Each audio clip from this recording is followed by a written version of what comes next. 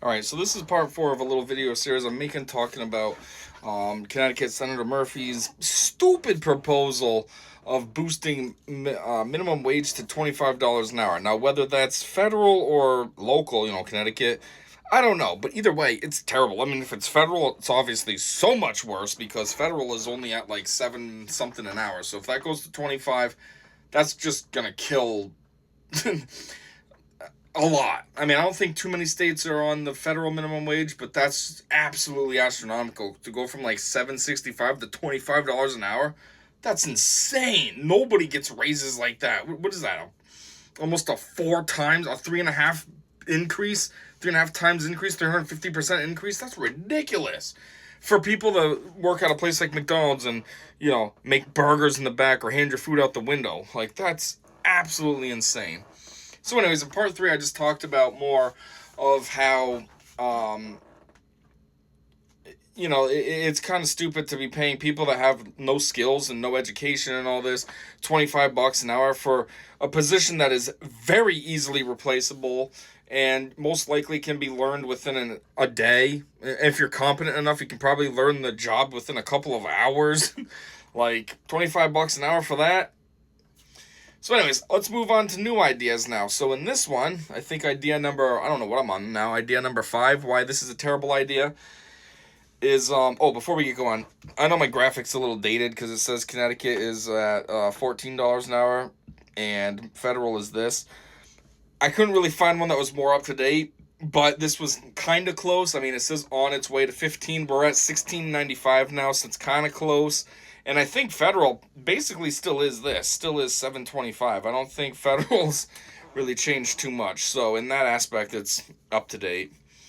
But anyways, new idea as to why this is terrible is increasing minimum wage to $25 an hour just minimizes, no pun intended, the impact or the significance, I should say, of people actually trying to go forward and learn a trade or get a degree or something of that sort.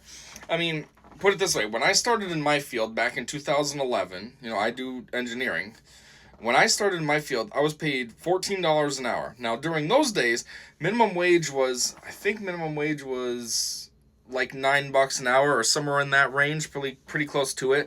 So $14 an hour, although not a lot, even during those days, I didn't think it was that great, but it was still technically 50% more than minimum wage. So, from a certain perspective, it wasn't bad. But that was with me having two college degrees at that time, going into a field of engineering, which usually carries a reputation of being a halfway decent job that pays you pretty well. And like I was getting $14 an hour, which in today's world, that's less than minimum by $2 an hour. Kind of ridiculous. But if we were to maintain that, how I was making 50% more than minimum wage, with minimum wage going to $25 an hour, you'd have to start at what, $37.50 an hour? Or something like that. Yeah, $37.50 an hour.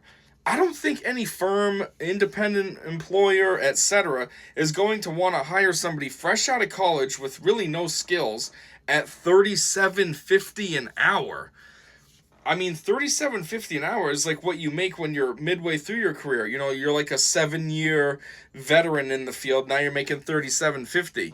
That's not something that you just make right out the gate with no skills. The employer's just taking a huge gamble on you. I mean, $37.50, that's like EB, Electric Boat, down in Groton, Connecticut. EB has a reputation of being like a good job. They have a great benefits package and such. And, pay is typically seen as halfway decent. And I think they have positions where you like cap out at like $37 an hour or something. Well, if minimum wage is $25 an hour, your $37 an hour job isn't going to seem that good anymore. And then it's like, what's going to happen? People are going to get that mindset of like, well, why do I want to work at EB where I know that's a lot harder work and such if I can just get a job at McDonald's and make the same thing?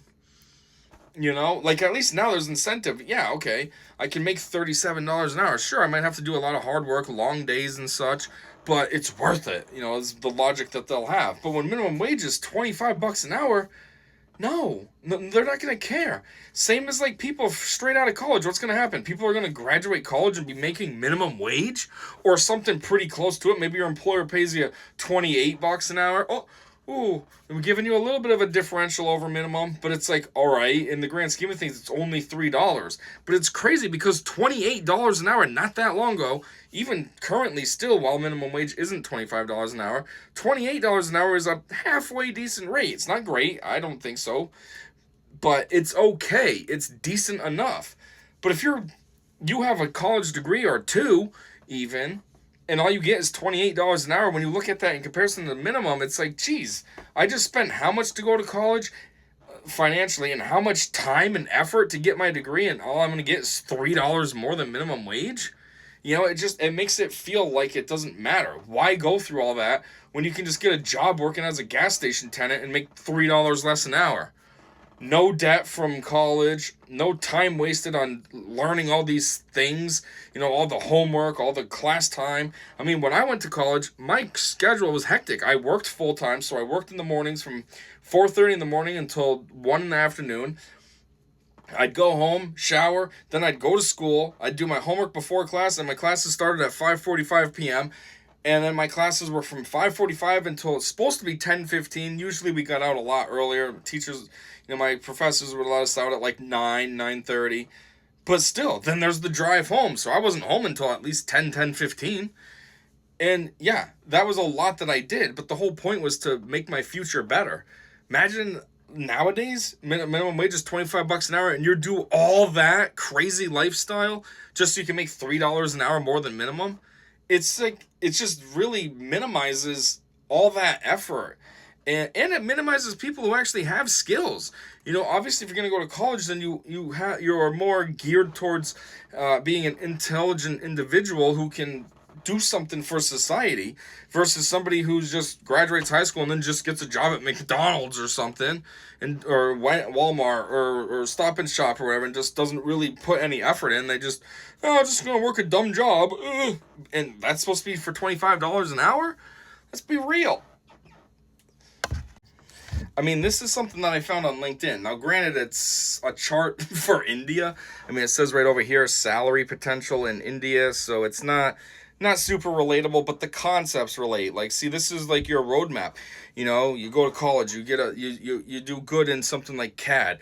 You focus on a specific field that you're going to do for design engineering. You really gain your knowledge there. Then you can, grow and grow and grow. And then it's worth it. In the end, right down here, it says, where'd it go? Oh yeah, golden rule: focus on value creation, skill mastery, and solving big problems. High salary will follow you. That's the mindset to have. Granted, yes, this is from India, but the concepts still apply. You don't just go to a place like McDonald's and think you're going to be living large. That's a entry level job for high schoolers. What the message should be here, what Chris Murphy should be saying is, people should strive to better themselves. Don't think you're just going to get some loser job and live large. Do what you need to do. If you're not making enough at one job, get a second job then. Or try to go and find something better. There are better jobs out there that you don't need college for. Go to Amazon. They pay decently. Go to UPS, FedEx. Get into the post office. Do something more than just a basic minimum wage job and expect to make $25 an hour. Also, what Murphy's solution should be, instead of just, minimum wage should be $25 an hour, it should be, hey, we're going to try to bring new manufacturing companies into the state of Connecticut. That way then we'll have a lot of good jobs for people to grab. Rather than coming up with the elementary school approach of, I can't think. I think we should make $25 an hour to do a very basic job. No, you should focus on trying to get good industries and good businesses to build within Connecticut. Then that creates good jobs, and these people can go after those good jobs. But even still, even if you get a job at McDonald's or whatever and you're content there, you can still do okay. I know a guy who got a job at Burger King right out of high school, and he worked his way up. He became a district manager. And, they pay you decently. I mean, he had multiple cars. Every year he got a new Mustang. He had a house. He was doing okay being a Burger King district manager. Just work your way up. He didn't just work as a crew person and just stay there and expect to live large. He put the effort in. And that's what the message should be for everyone. You're not going to make 25 an hour doing nothing. You need to better yourself to get